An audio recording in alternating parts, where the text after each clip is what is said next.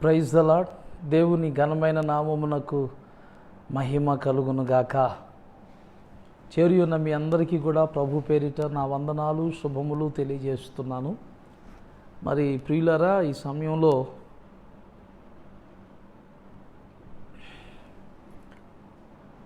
మనం ఒక చిన్న ప్రార్థన చేసుకొని ఈ లైవ్ కార్యక్రమాన్ని ప్రారంభించుకుందాం. చిన్న ప్రార్థన చేసుకొని ఈ లైవ్ కార్యక్రమాన్ని, వాక్య ధ్యానాన్ని ప్రారంభించుకుందాం. మహాగణుడా, మహోన్నతుడా, పరిశుద్ధుడా, మీకు వందనాలు, కృతజ్ఞత, స్తుతులు చెల్లిస్తున్నాము నాయన. ఈ దినం కూడా మరొకసారి నీ దివ్య సముఖానికి రావడానికి మీరు మాకు చూపిన ఈ కృప కొరకు స్తోత్రాలు.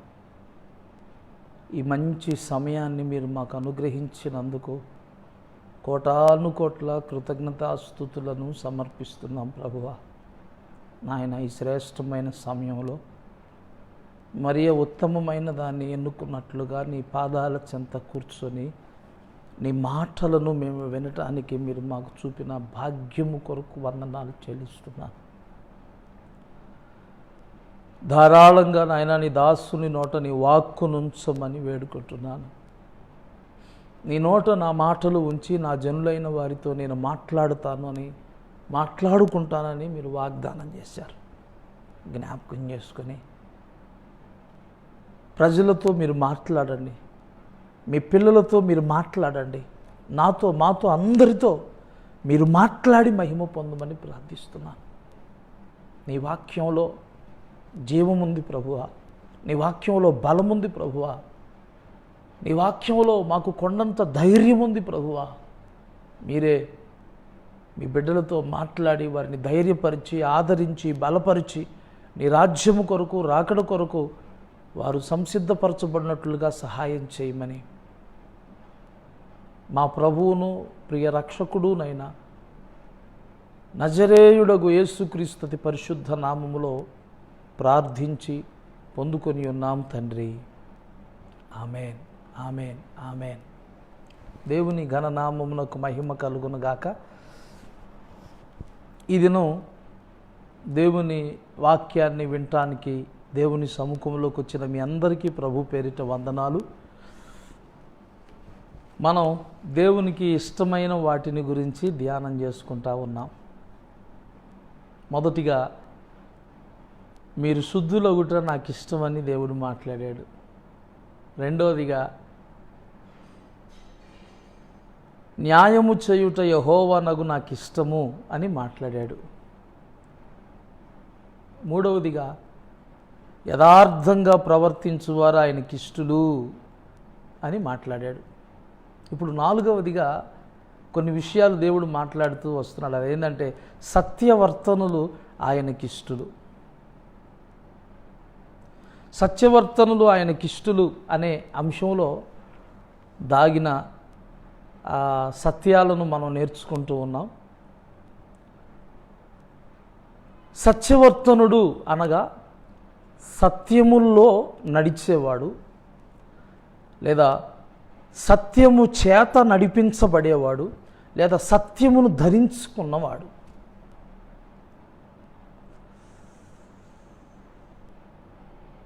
నీవు సత్యవర్తనుడువుగా, అంటే దేవునికి ఇష్టుడైనటువంటి సత్యవర్తనుడువుగా నీవు ఉండాలి అంటే అసలు ఆ సత్యం అనేది ఏంటో మొదట నీకు తెలియాలి. అప్పుడే నువ్వు ఆ సత్యాన్ని అనుసరించి నడవగలవు, సత్యవర్తనుడిగా జీవించి దేవునికి ఇష్టుడిగా ఉండగలవు.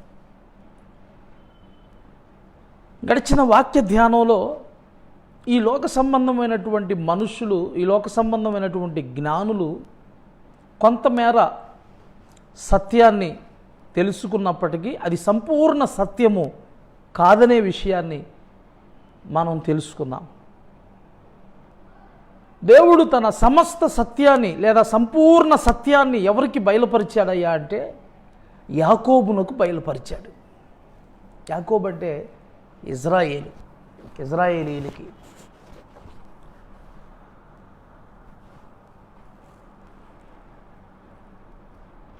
అందుకే ఆదికాండం 32వ అధ్యాయం 10వ వాక్యంలో యాకోబు, దేవా నీవు నా ఎడల చూపిన సమస్త ఉపకారములను బట్టి నీకు కృతజ్ఞతలని చెబుతూ, దాంతోపాటు ఆయన ఏమన్నాడంటే సమస్త సత్యమునకు కూడా నీకు కృతజ్ఞతలు అని చెప్పాడు.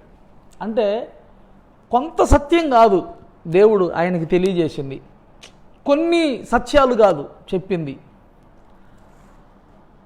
సమస్త సత్యము అంటే సంపూర్ణమైనటువంటి సత్యాన్ని దేవుడు ఆయనకు బయలుపరిచాడు. అందుకే సంపూర్ణ సత్యం.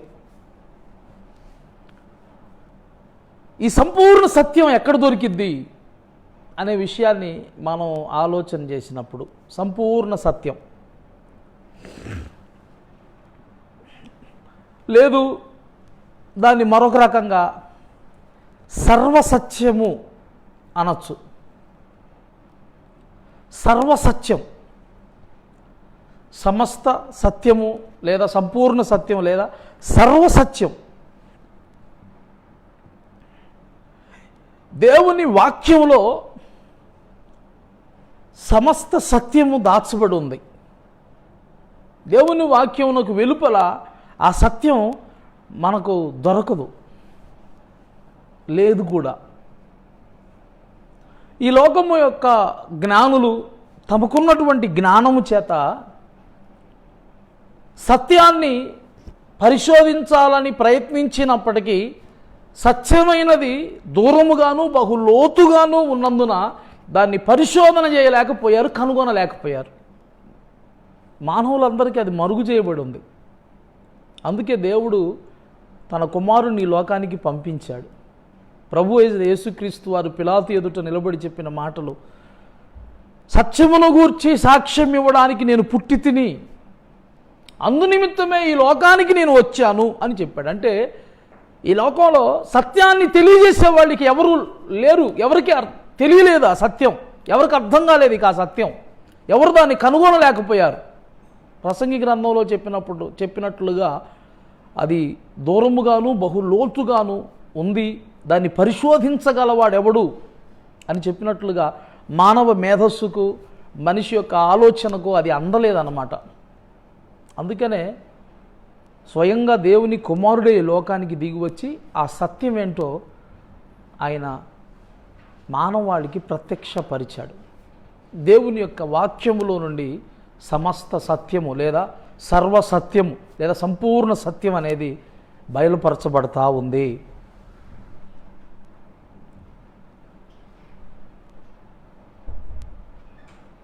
రైట్.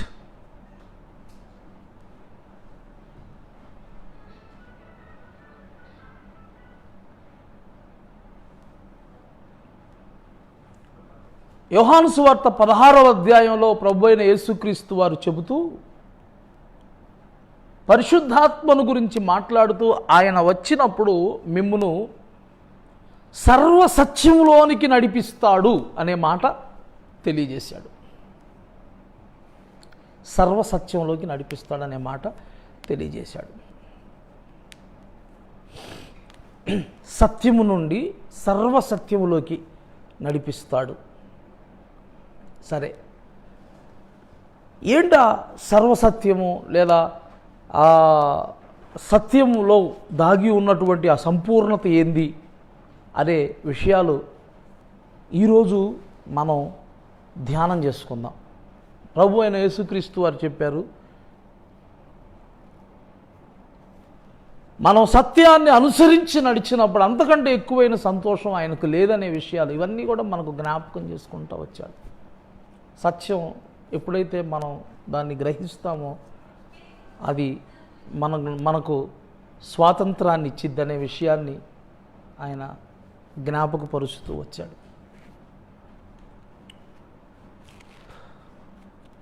ఇదిను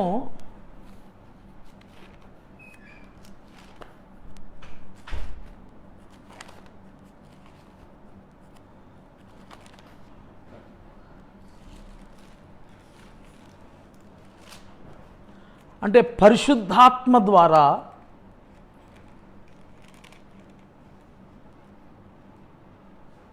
సత్యములో నుండి సర్వసత్యములోకి, అంటే అర్థమేంటంటే సంపూర్ణమైనటువంటి ఒక సత్యములోకి మనం నడిపించబడతామనే విషయాన్ని యోహాను సువార్తలో ప్రభువైన యేసుక్రీస్తు వారు తన శిష్యులతో ఆ మాట చెప్తూ ఉన్నాడు. అంతేకాదు ఆయన ఏం చెప్పాడంటే, సత్యస్వరూపి అయిన ఆత్మ వచ్చినప్పుడు మీరు మిమ్మును సర్వసత్యములోనికి నడిపించును. ఆయన తనంతట తానే ఏమీ బోధింపక వేటిని వినునో వాటిని బోధించి సంభవింపబో సంగతులను మీకు తెలియచేయును. అంటే పరిశుద్ధాత్మ ద్వారానే సత్యములో ఉన్నటువంటి సంపూర్ణతను, అనగా సర్వసత్యములోనికి మనము నడిపింపబడగలము అనే విషయాన్ని ప్రభువైన యేసుక్రీస్తు వారు ఇక్కడ తేటగా చెప్పాడు. అంటే దాని అర్థం ఏంటంటే ఆత్మ సహాయం లేకుండా, పరిశుద్ధాత్మ ద్వారా నడిపింపబడకుండా ఉంటే, మనము పరిశుద్ధాత్మ ద్వారా కానీ నడిపింపబడకపోతే మనం సర్వసత్యంలోకి లేదా సంపూర్ణ సత్యంలోకి మనము నడిపింపబడలేమనే విషయాన్ని ప్రభువైన యేసుక్రీస్తు వారే స్వయంగా చెప్పారు. కాబట్టి ఆత్మ ద్వారా, ఆత్మ సహాయము ద్వారా మనము సత్యము నుండి సర్వసత్యములోనికి మనము నడిపింపబడగలము అనే విషయాన్ని మనం గ్రహించాలి.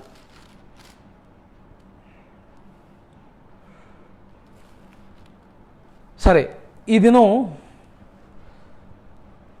సర్వసత్యములోనికి మనం నడిపించబడదాం అంటే సమస్త సత్యములోకి, అంటే సత్యములో దాగినటువంటి సత్యంలో ఉన్న సంపూర్ణతకు, సత్యం యొక్క సంపూర్ణ సత్యములోకి మనము నడిపించబడాలి. ఈ దిశగా అసలు సంపూర్ణ సత్యము అనేది మనం అర్థం చేసుకునే ముందు కొన్ని విషయాలు మీకు చూపిస్తాను. కొన్ని విషయాలు దేవుని వాక్యంలో నుంచి మీకు చూపిస్తాను.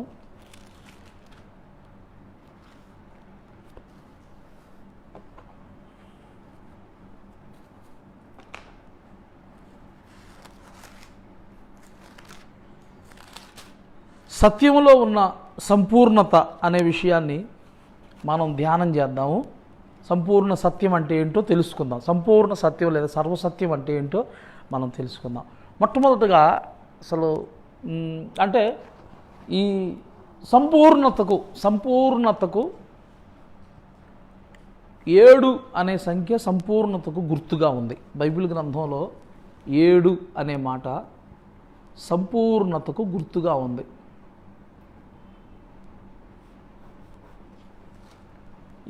దేవుని 7 ఆత్మలు,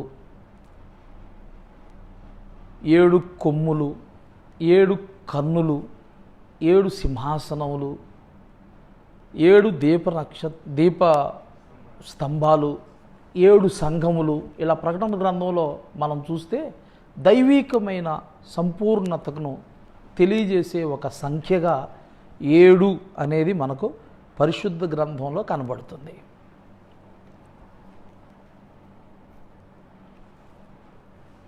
ఇప్పుడు నేను సత్యము అంటే ఏంటో, అది ఈ లోకంలో మనుషులు మనకు నేర్పిన దానికి భిన్నంగా ఉంది అనే విషయాన్ని నేను నిన్న చెప్పాను. అయితే సత్యము అంటే ఏంటో దేవుని వాక్యములో నుండి మనం 7 విషయాలు, సత్యాన్ని గురించి 7 విషయాలు మనం నేర్చుకుందాం. ఈ 7టిని కలిపి అది సంపూర్ణ సత్యంగా, సర్వసత్యంగా మనం దాన్ని గ్రహించుకోవాలి. 7 విషయాలు ఉన్నాయి. సత్యము అంటే ఏంటో తెలియజేసే 7 విషయాలు నేను మీ ముందు పెడతాను. మొదటిది యోహాను సువార్త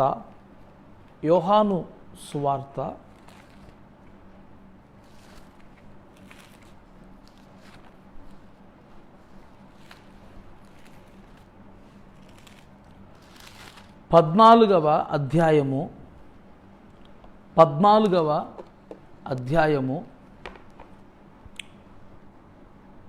6వ వాక్య భాగములో మన ప్రభు అయిన యేసుక్రీస్తు వారు సత్యాన్ని గురించి ఏం చెప్పాడో ఒక మాట రాయబడి ఉంటుంది, అది చూద్దాం. యోహాను సువార్త 14వ అధ్యాయము 6వ వాక్యాన్ని.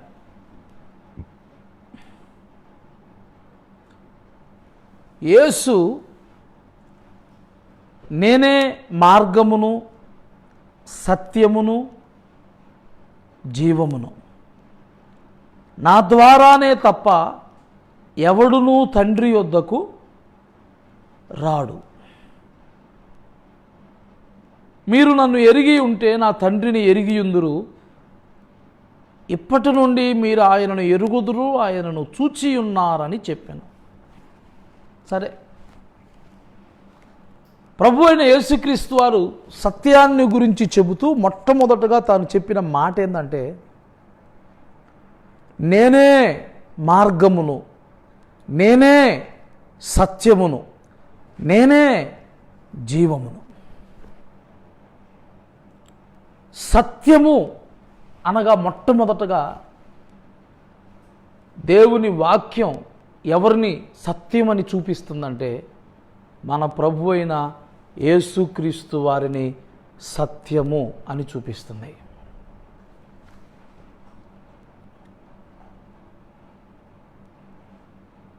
సత్యము అంటే మన ప్రభు అయిన యేసుక్రీస్తు వారేనండి.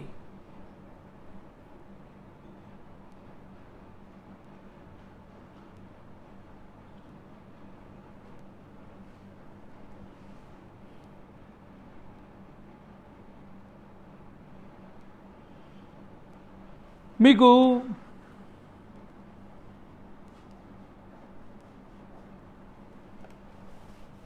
సత్యము అంటే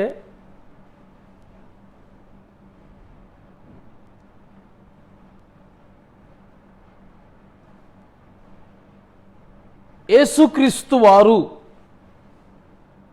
అని దేవుని వాక్యం యేసుక్రీస్తు వారిని సత్యము అని చూపిస్తుంది కదా. అంటే దాని అర్థం ఏంటి అంటే, ఈ లోకంలో దేవుళ్ళుగా దేవతలుగా పిలువబడుతున్న వారు ఎంతోమంది ఉన్నారు. కానీ వాళ్ళల్లో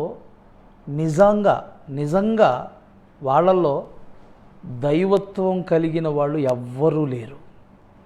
మన ప్రభు అయిన యేసుక్రీస్తు వారు వారి వంటి దేవుడు కాదు. అందుకే ఆయన గురించి రాయబడింది ఏమనంటే, ఆయన నిజమైన దేవుడును నిత్య జీవమునై ఉన్నాడు అని రాయబడి ఉంది. ఆయన నిజమైన దేవుడును నిత్య జీవమునై ఉన్నాడు.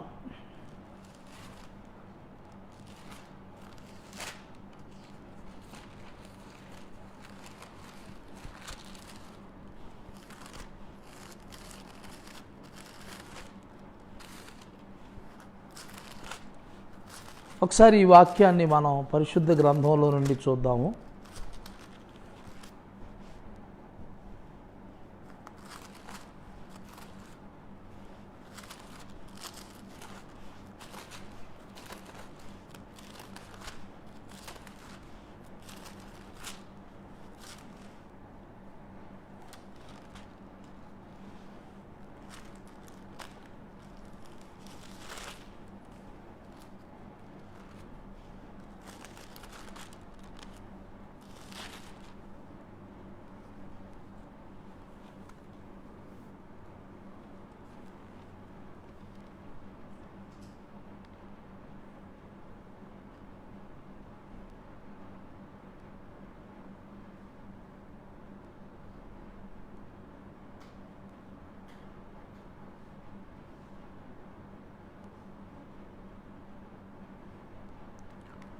యోహాను రాసిన మొదటి పత్రిక 5వ అధ్యాయం 20వ వాక్య భాగం. యోహాను రాసిన మొదటి పత్రిక 5వ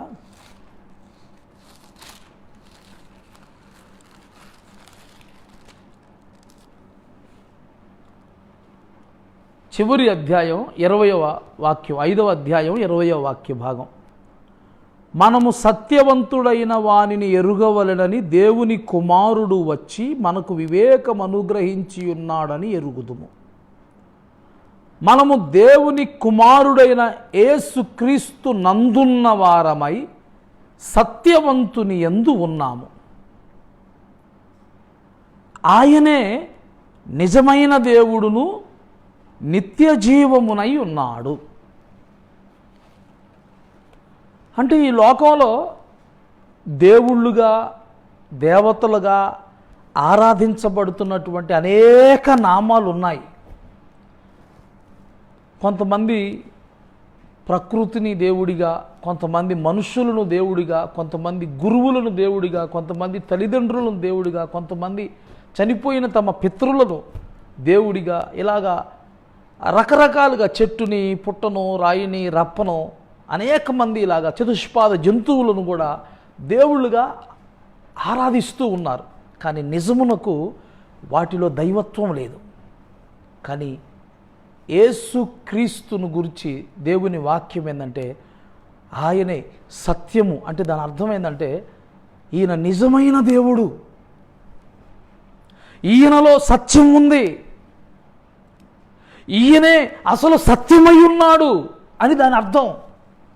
అంటే ప్రపంచ మానవాళ్ళంతా కూడా వేటినో ఆరాధిస్తూ అవన్నీ కూడా అబద్ధమని, అవన్నీ కూడా మాయ అని, అవన్నీ కూడా మానవుల కల్పితాలను బట్టి, కవుల యొక్క రచనలను బట్టి ఉద్భవించినవే తప్ప నిజమునకు అవి దేవుళ్ళు కావనే విషయాన్ని నిర్ధారణ చేస్తూ యేసుక్రీస్తును గురించి దేవుని వాక్యం ఏం చెప్తుందంటే ఈయనే సత్యం, ఈయనలో సత్యం ఉంది.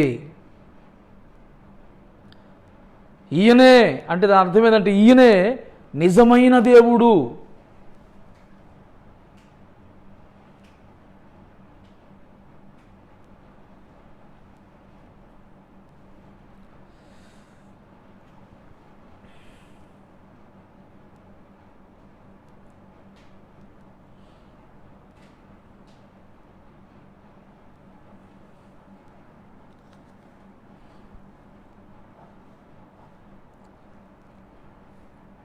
అందుకే యేసుక్రీస్తుని గురించి దేవుని వాక్యం సత్యం అంటే ఎవరో కాదు,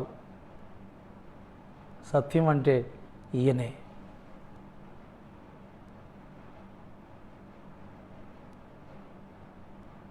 అని ప్రభువునే ఒక సత్యముగా, దేవుని సత్యముగా, దేవుని విషయంలో ఆయనే సత్యవంతుడని, సత్యమై ఉన్నవాడని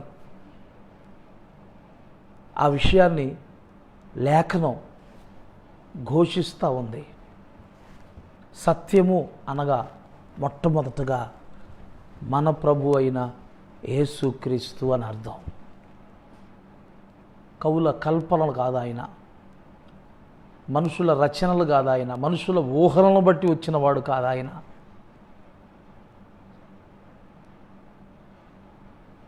సత్యానికి ఎగ్జిస్టెన్స్ ఉంటుంది, అబద్ధానికి ఎగ్జిస్టెన్స్ ఉండదు. అంటే అబద్ధం అంటే లేనిది, మాయ. లేనిది అంటే మాయ. సత్యము అంటే ఉన్నది, నిజమై ఉన్నది.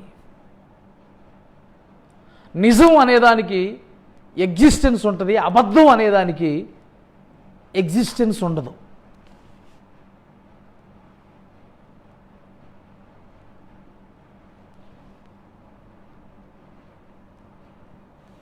సరే, సత్యము అనగా దేవుని లేఖనం, పరిశుద్ధాత్ముడు దేవుని లేఖనంలో ఏమని రాయించాడంటే సత్యాన్ని గురించి ఆయన రాయించినప్పుడు సత్యము అనగా మన ప్రభు అయిన యేసుక్రీస్తు వారే సత్యం. రెండో విషయం, సత్యము అనగా యోహాను రాసిన మొదటి పత్రిక 5వ అధ్యాయము 8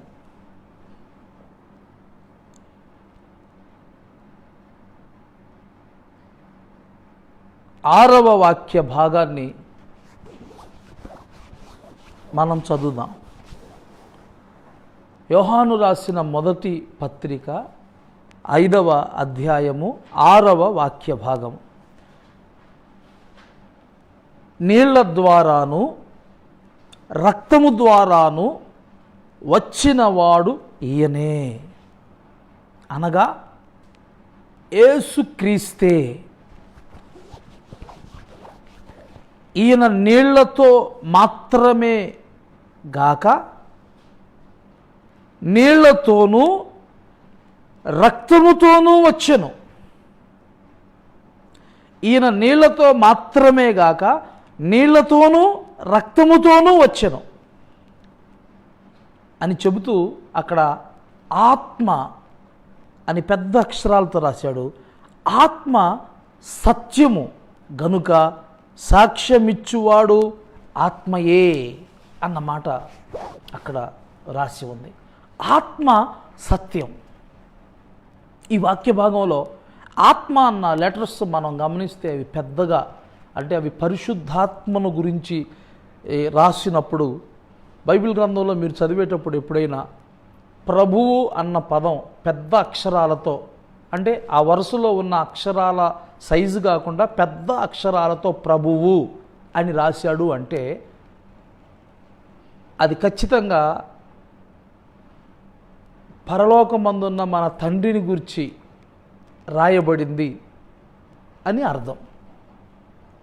ఆత్మ అని పెద్ద అక్షరాలతో రాశాడు అంటే ఆ ఆత్మ అన్న పదం దేవుని ఆత్మగా పిలువబడుతున్న పరిశుద్ధాత్మను సూచిస్తుంది అని అర్థం.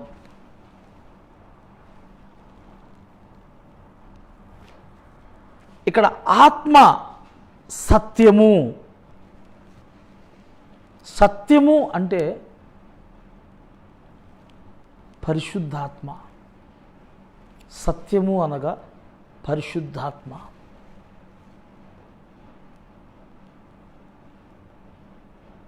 యోహాను సువార్త 15వ అధ్యాయం 16వ అధ్యాయంలో మనం చదివినప్పుడు ప్రభు అయిన యేసుక్రీస్తు వారు పరిశుద్ధాత్మను గురించి మాట్లాడుతూ, ఇదిగో నేను వెళ్ళటం మీకు ప్రయోజనకరం, నేను వెళ్ళిన ఎడల ఆదరణకర్త మీ వద్దకు వస్తాడు అని పరిశుద్ధాత్మను ఆదరణకర్తగా పిలుస్తూ చెబుతూ సంబోధిస్తూ,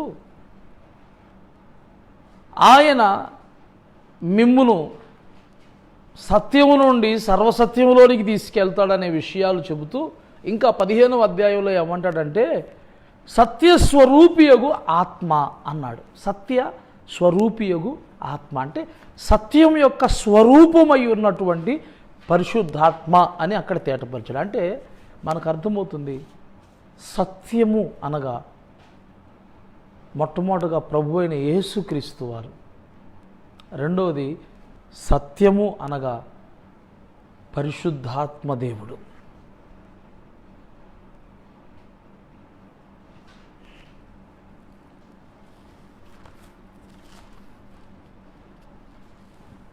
యోహాను సువార్త 15వ అధ్యాయం 26వ వాక్యం 27 వాక్యం. యోహాను సువార్త 15వ అధ్యాయం 26, 27. తండ్రి యొద్ద నుండి మీ యొద్దకు నేను పంపబోవు ఆదరణకర్త లేక ఉత్తరవాది, అనగా తండ్రి యొద్ద నుండి బయలుదేరు సత్య స్వరూపి అయిన ఆత్మ వచ్చినప్పుడు ఆయన నన్ను గూర్చి సాక్ష్యమిచ్చును. సత్య స్వరూపి అయ్యున్న ఆత్మ, సత్యస్వరూపి అయ్యున్న ఆత్మ అంటే సత్యం యొక్క స్వరూపమే ఆత్మ అని చెప్తున్నాడు. అంటే ఆత్మ అనగా సత్యం అని అర్థం. పరిశుద్ధాత్ముడు సత్యమై ఉన్నాడు.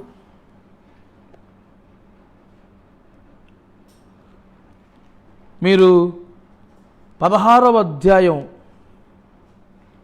13వ వాక్యంలో కూడా అయితే ఆయన అనగా సత్య స్వరూపి అయిన ఆత్మ. ఇక్కడ ఆత్మను గురించి చెప్తూ మళ్ళా అన్నాడు, సత్యస్వరూపి అయిన ఆత్మ వచ్చినప్పుడు మిమ్మల్ని సర్వసత్యములోనికి నడిపించును అన్నాడు. కనుక సత్యము అనగా మొట్టమొదటగా మన ప్రభు అయిన యేసుక్రీస్తు వారిని సూచిస్తుంది. రెండవదిగా సత్యము అనగా పరలోకం నుండి పంపబడుతున్నటువంటి, పరలోకం నుండి దిగి వస్తున్నటువంటి దేవుని ఆత్మ అయినటువంటి ఆదరణకర్త లేక ఉత్తరవాది అని రకరకాలైన పేర్లతో పిలువబడినటువంటి పరిశుద్ధాత్మ దేవుని గురించి సూచిస్తుంది. సత్యము అనగా పరిశుద్ధాత్మ దేవుడు. ఈ దినాల్లో పరిశుద్ధాత్మ లేదు, ఏమి లేదని చెప్పేవాళ్ళు ఎంతోమంది ఉన్నారు. ఏమంటున్నారు వాళ్ళు? దేవుని సత్యాన్నే లేదు, కాదు అని మాట్లాడుతున్నారని అర్థం. పరిశుద్ధాత్మే లేదు అని అన్నారంటే అసలు సత్యాన్నే వాళ్ళు అంగీకరించట్లేదని అర్థం. పరిశుద్ధాత్మను ఒప్పుకోవటం లేదు అంటే సత్యాన్ని వాళ్ళు నిరాకరిస్తున్నారని అర్థం. పరిశుద్ధాత్మ ద్వారానే సత్యం నుండి మనం సర్వసత్యంలోకి వెళ్తామని దేవుని లేఖనం చెబుతూ ఉంటే, మాకు తెలిసిందే సత్యం అని అనుకునేవాళ్ళు దేవుని సత్యములోకి నడిపింపబడలేకపోవడానికి గల కారణం ఏంటంటే పరిశుద్ధాత్మను అంగీకరించకపోవడం. పరిశుద్ధాత్మ లేదు, ఏమి లేదు, భాషలు లేవు, స్వస్థతలు లేవు, అద్భుతాలు లేవు.